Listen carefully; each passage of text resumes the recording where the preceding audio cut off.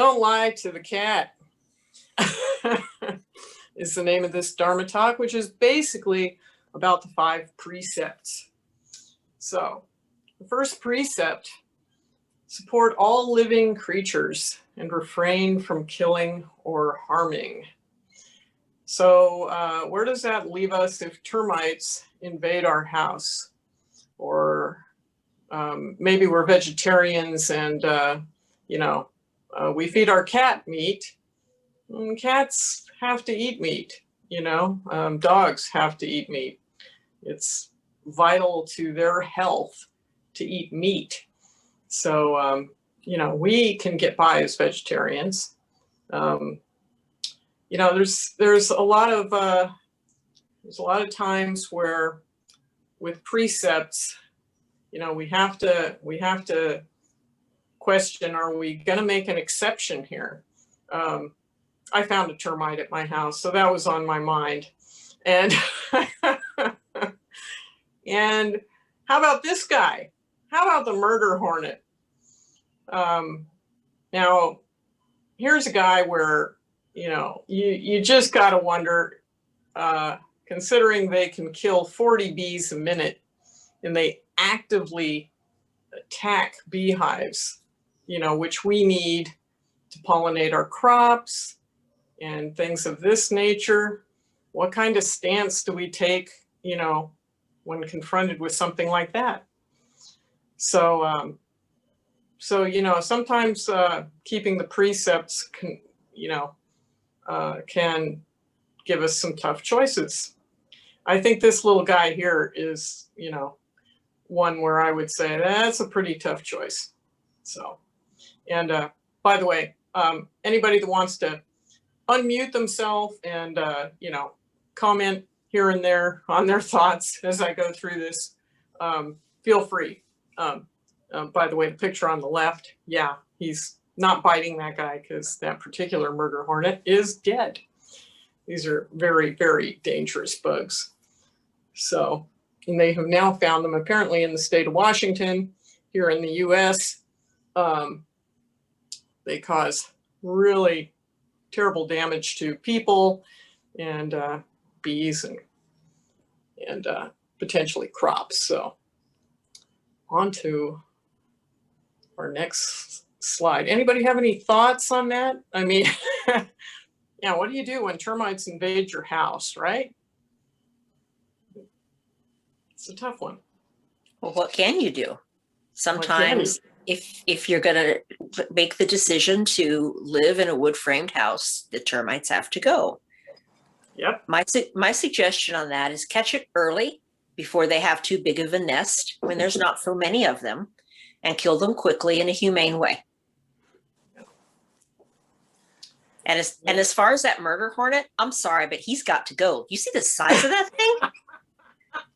And I am allergic to insects. So if I see one of those, it's him or me. Yeah. Apparently these kill about 50 people a year in Japan. Wow. They're bad bugs. So I'm not very happy that they've come here. I was going to say that I was just curious, and as a millennial, I Googled, is there anything good about the hornets?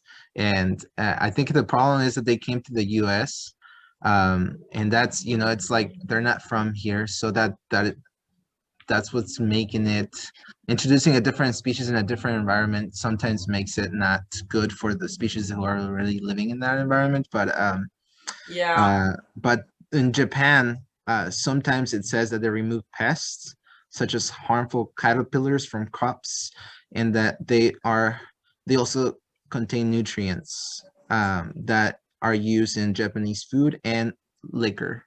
So I mean, there's some good in them. I did read that the Japanese have learned how to cook those little guys up, and apparently, yeah, you can eat them. I personally wouldn't want to eat one, but yeah, they are apparently somewhat edible. And I'm not sure about, I mean, I've read some pretty horrible stories about, people and children I read something about a murder hornet situation where a bunch of kids at a school were attacked, you know. So they can be extremely dangerous bugs. And apparently people who have been living with these bugs for, you know, in parts of the world where they're from and have been living with them for, you know, centuries, still have, you know, their run-ins with them. So yeah, I don't know. Coexisting with them may not be an easy thing.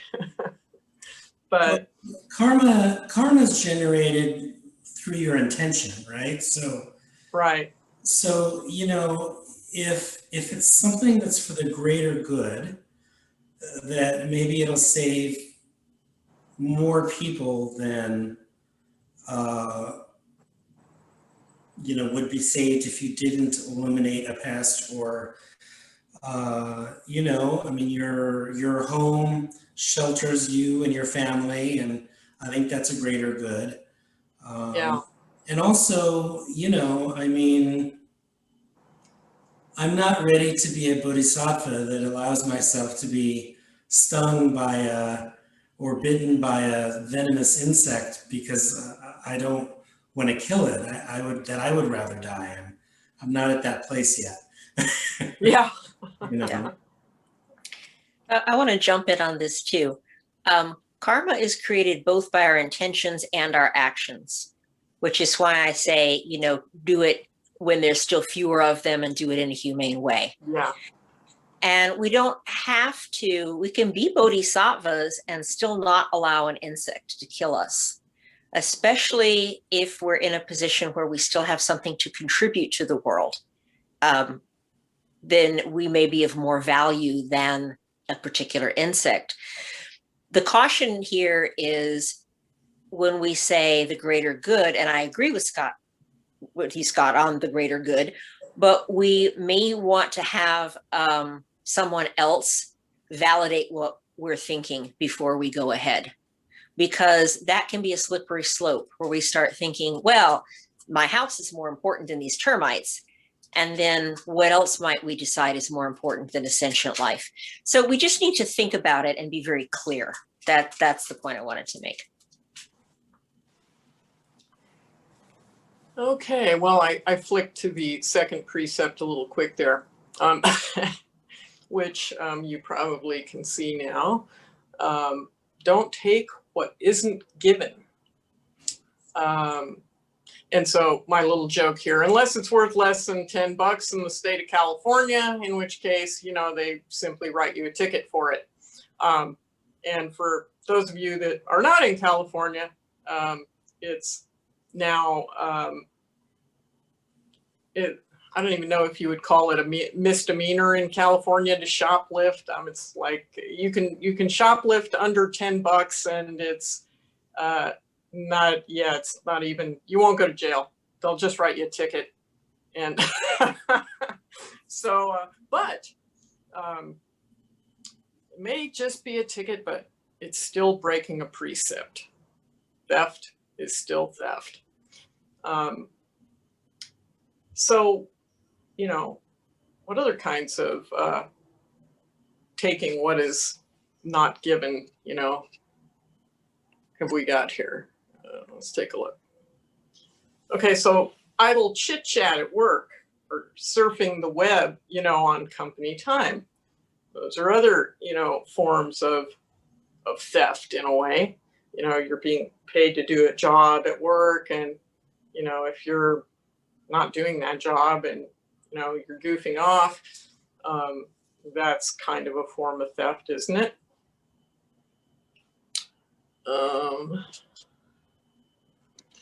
And here was a thought that occurred to me today, which this is kind of one just to get you thinking about things. But okay, so how about taxation? Is that theft?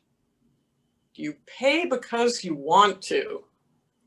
Or are you just paying because you want to stay out of jail and keep your house? I think when, you know, this is kind of a sticky one. You know, there's a lot of things that we pay taxes for that we really, we like good things, positive things, roads and services.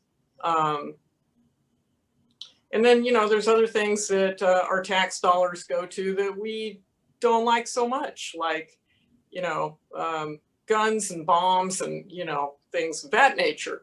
So yeah, it's kind of a mixed bag there, isn't it?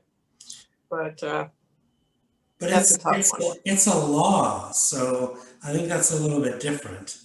Yeah, you don't really have a choice. You have to obey laws, whether you agree with them or not. This is true. So hold on. Time out here. Do we have to obey laws? We're going to table that conversation, but I want to come back to that for another Dharma talk. Because if we lived in Nazi Germany, would we hand over the Jews because that's the law? No, So, hell no. Keep that in the hell no, exactly. So keep that in the back of your mind. I see another Dharma talk coming.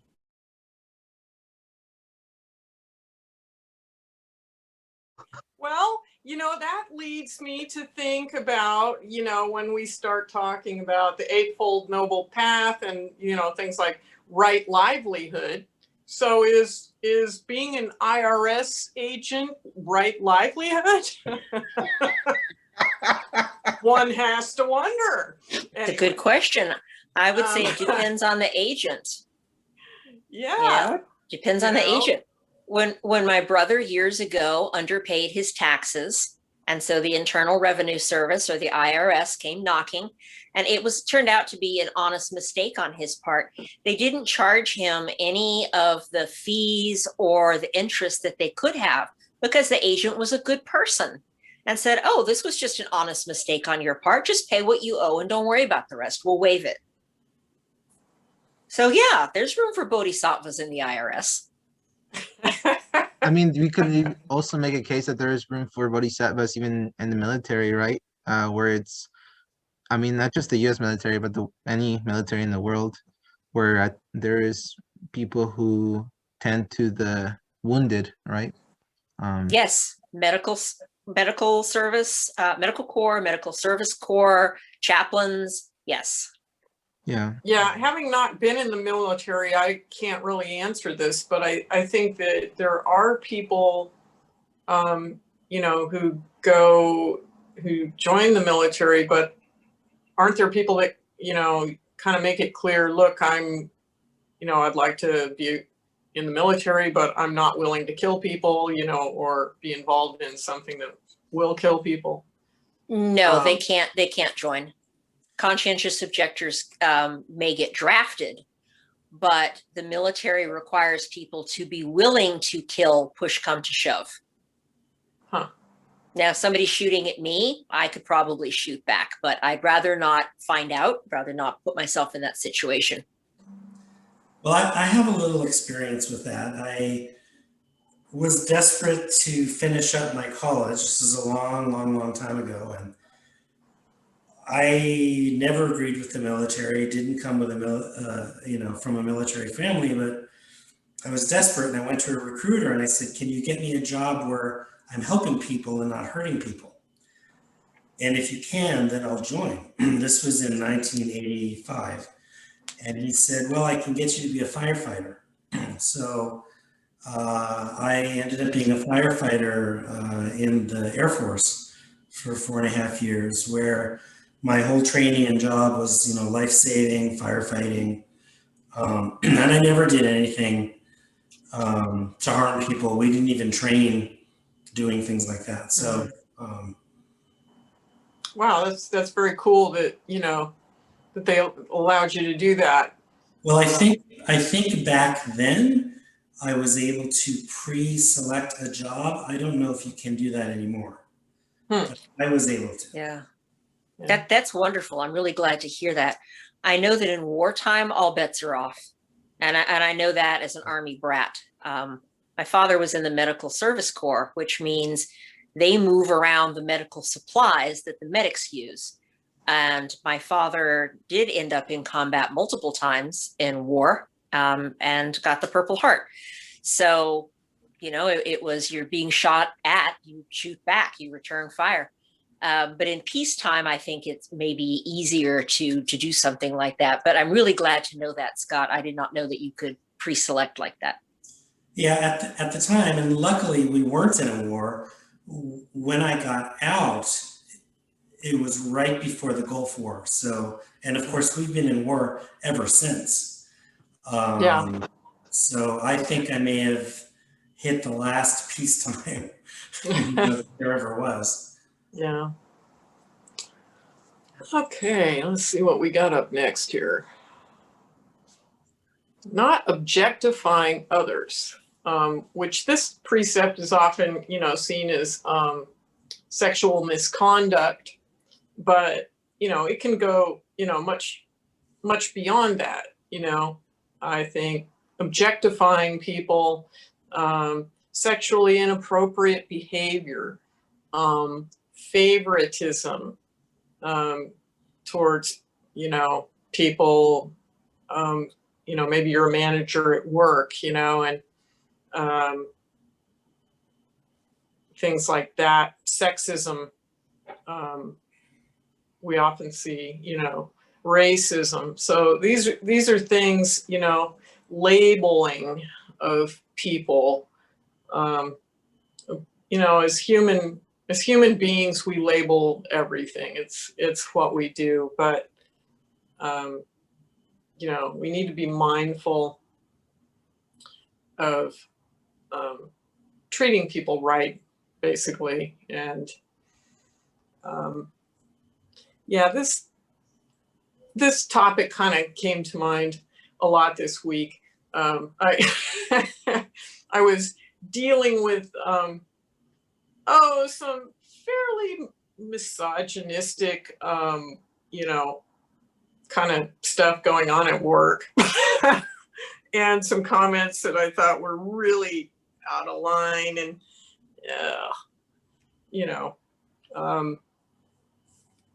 sometimes sometimes people can behave badly. So watching the stereotypes. I think this is a big one that goes beyond just the normal sexual misconduct, the way this is normally worded, this precept. So, any comments on this one? Okay. I'll bring it back to the old school original wording of I vow to avoid sexual misconduct done in lust.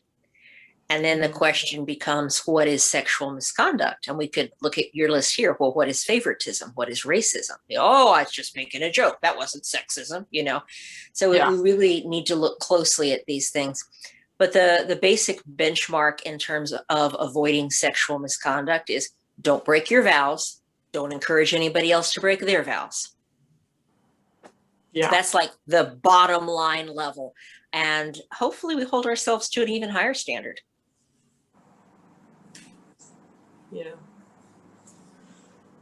Yeah. Okay. Let's see what we have next here. And of course, don't lie or don't speak untruths.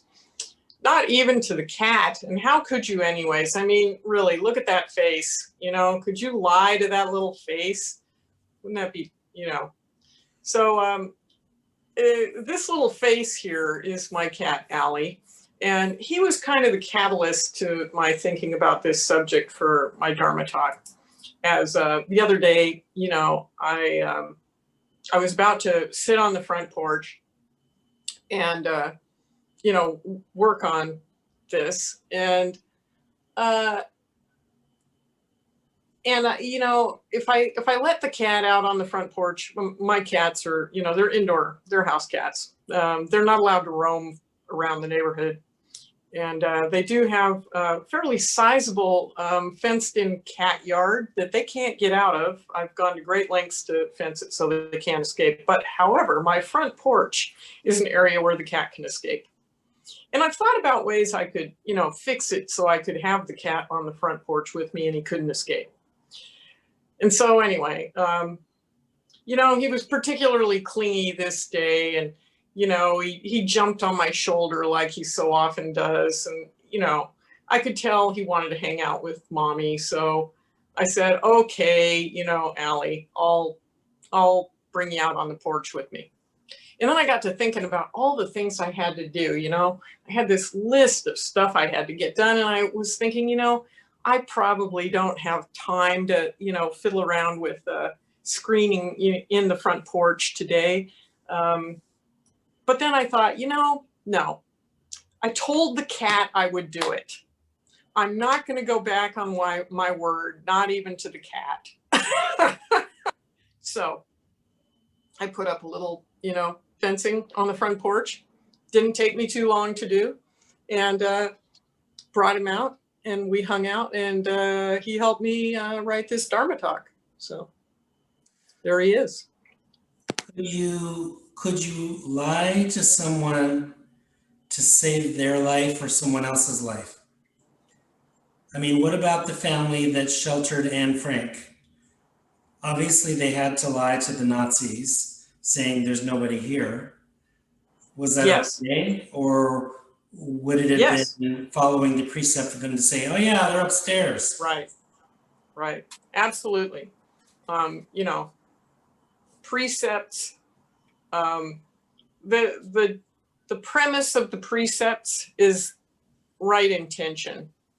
And sometimes in order to do the right thing, we have to kind of be flexible, and we have to bend them a little bit this way or that.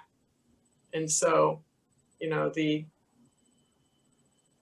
overall, I mean, right there in that first precept, which is often seen as don't kill, but it's also don't harm. So, I mean, that precept there, don't harm, runs through all the rest, really. And yeah, I mean, that's kind of a, they kind of, I guess you could say, to use Thich Nhat Hanh's term, inter-R, you know, precepts kind of flow through one another. That's a good point. Marian, I have a comment. Sure. So the Noble Eightfold Path is divided into 3 parts, as you guys all know. It's the Panya, the Sila, and the Samadhi. So the wisdom, the morality or the precepts, and then the meditation part. And I raise that because it takes wisdom for us as we live the Noble Eightfold Path, and it takes wisdom for us as we develop ourselves into the people who are able to attain that Anuttara Samyak Sambodhi that we chant about. And so, you know, when it comes to how we react to different environments, we have to use the wisdom to do so. And it applies to all the 5 precepts. So I just use that as an example here, but, you know, in the example that Scott gave, you know, Yeah. Who are we harming and what are we doing? So just use wisdom, and that's, you know, that Noble Eightfold Path is what these precepts are a part of. So, you know, that's my 2 bits. Yep, what Tom said and what Marian said. And just remembering, as Scott mentioned earlier, what is the greatest good, or in this case, the greater good? What would be the greater harm, lying or having somebody get killed? That one's pretty clear cut. They're not always that clear cut. And that's where our wisdom comes in, as Tom says. And the longer that we are aware of these precepts operating in our lives, the wiser we become with dealing with them. Yeah. I've always thought that life is too short to live a lie. To me, truth is one of the most poignantly important things in life.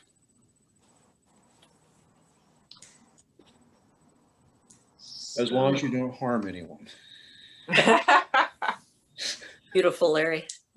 You know, and another thought that occurred to me in regards to this precept is this precept just about lying, or is it about speech in general? Wrong or cruel speech, patronizing speech, you know, gossiping,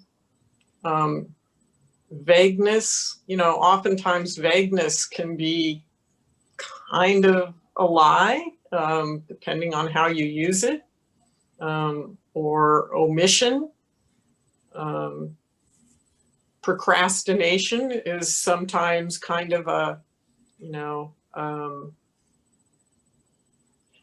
well, could be a lie or could be a temporary lie, or I'll get it to you, you know, or the check's in the mail, or right. And then I was reading something in this book. It's called Truth by Hector MacDonald, about conflicting truths.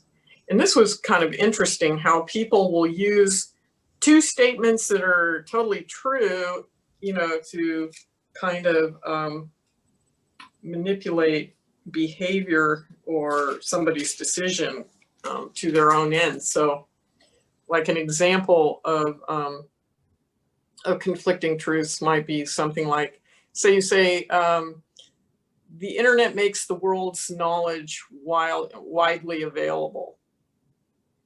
And then you could also say the internet accelerates the spread of misinformation and hatred. Okay, and to quote Hector MacDonald here, he says, both statements are true, yet to someone who had never heard of the internet, the first statement would give a completely different impression than the second. So there's a lot of, you know, a lot of ways in which, you know, you can use true statements. I think that, well, statistics are often used to manipulate in that way. So just things to think about in terms of honesty. If I can jet in for a moment. Sure. Yeah. I don't have a fully formulated, I haven't really formulated any coherent thought about it, but you kind of just sparked something. Talking about the manipulation of information or statistics and whatnot, it brought me back to my college days, and which is a struggle that I've seen in you know, institutions like even a university or a place where allegedly the goal is towards truth, or just in general in our institutions in the West, or you know, or maybe just institutions in general. But yeah, I mean, there's a lot of paranoia, I guess, right now. Right? We're in a very paranoid time, and so the idea of honesty and you know, who's lying and for what intention and so on, you know, has really been on my mind. And I think, and this is something from Carl Jung. He's a psychologist who I really value his ideas on things. And one thing that he talks about is that, like, you know, oftentimes this idea of perspective, you know, as Western people, we have a certain perspective on life, and we validate certain things as being more true than other things through science or through other means, you know, but perhaps at the same time, this mentality and this perspective, you know, it's showing itself to be faulty. And a lot of, speaking of murder hornets, you know, you know, there's things that you can't account for. You know, the natural world, you can't understand it necessarily by vivisecting it. You know, it's so beyond just the question, or within the scope of, you know, right speech or the truth, is considering that, you know, sometimes it's not about the intention behind something. It's about the very basic foundations of how we're looking at things, you know, and that lead to misinformation, you know, beyond if someone's, you know, has bad or good intentions. Yeah. Yeah. Yeah. As I'm, you know, staring at this list, you know, there's a lot more things that could be added to it, you know, and that again tie into some of the previous, you know, like, well, racism, you know, and racist speech, and you know, I mean, there's a lot of really negative ways that, you know, people speak to one another. And so I think that yeah, this precept, you know, to me is not just about untruths, but you know, negative, you know, negative speaking. So as well, I think. So now, earlier, Myoto said that I might have to explain anything that has kind of a local reference, or, you know, you know, things that other people may not be familiar with. So to preface this next slide a little bit, or maybe I'll just jump in and explain as we go here. Dude, I'm so wasted. So here we have Jeff Spicoli from a movie that some of you may have been familiar with and some of you may not be familiar with, which was called Fast Times at Ridgemont High, starring Sean Penn, in which I think this was like Sean Penn's, one of his earliest movies, in which he plays a high school teenager who's a total stoner, you know, and he's always getting wasted and getting into trouble. And so this is my little attempt at some humor here as we talk about this precept, which is about intoxicants, not getting intoxicated. So don't be Jeff Spicoli.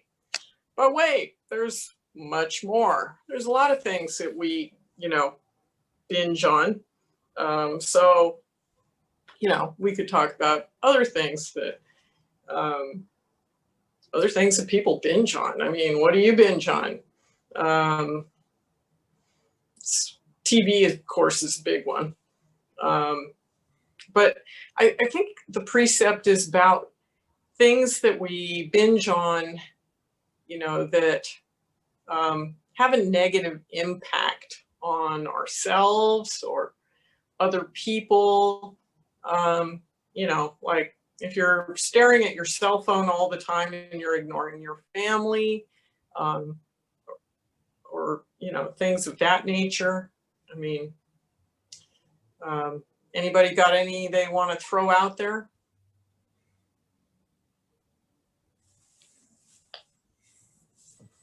I binge on chess. I started playing chess online, and I can't stop. That is so cool. I love it. It is awesome. That's a pretty cool I thing. binge on Sudoku. I'm addicted to it. Sudoku. Well, you know, if you're going to have a vice, chess and Sudoku are not that bad.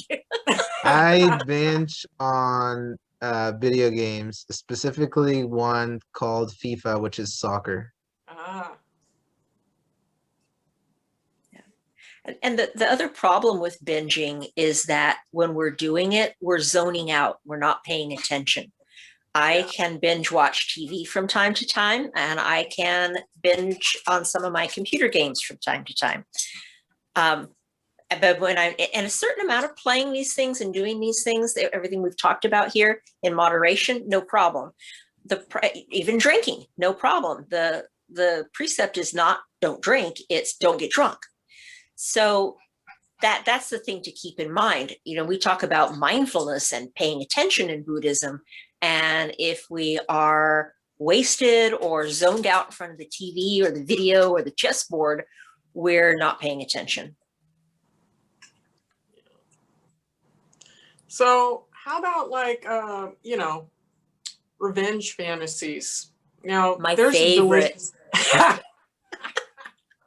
Not so much anymore, I'm happy to say, but yeah, they are delicious. I think, this is one that in my own world, I struggle with, and probably was struggling with a bit this week as, as I mentioned, some misogynistic behavior in the workplace this week. And I was, what can I say? I was insulted and ticked off and yeah. So, the thoughts that run through our minds, it's those little vengeful thoughts can be so difficult to reel them in, can't they? So, or how about political outrage? There's another one where we, really kind of indulge, and get ourselves all worked up over things that, granted, sometimes there's things that are wrong and unjust and we should try and do something. But how much of our political outrage is actually productive and how much of it is just causing our blood pressure to go up and we're not actually able to do anything. So, and are we pissing off the people around us needlessly? So I think that's another thing that people tend to binge on. I think that's all I have on that list. But yeah, I kind of wanted to throw in some things that maybe we don't normally think of as, binge worthy.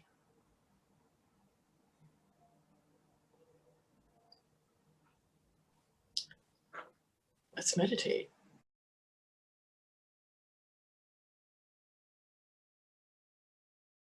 And don't be surprised if next week's topic is knowing when to keep the precepts and when to break them. Because All right.